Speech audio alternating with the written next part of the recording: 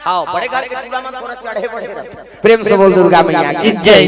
कहीं जानते नहीं करे काको मर्यादा नहीं करे धन के अहंकार है। प्रेम से बोल दुर्गा मैया की जय।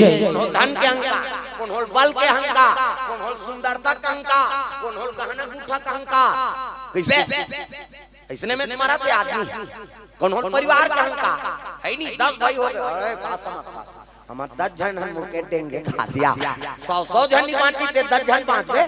कैसे 1 लाख बेटा 1.25 लाख नाती काकर रावण के डेरोठी दिया बरैया नहीं बांटी तते 10 जन बांट दे। कैसे परिवार का अहंकार, धन का अहंकार का समझ है नहीं। हमर गांव गौटिया अंदर करवा देंगे कहा दिया ओकरे बरते गौटिया बने दादा अंदर करवाए बा। कैसे धन के अहंकार, परिवार के अहंकार, रूप रंग के अहंकार है। हम पहचान किसने कोनो चीज पहिरे दई हमार गांव में तुमन ने कहा वो तुमन गुरु गुरु ध्यान देखो हमरे धारो हाथ दई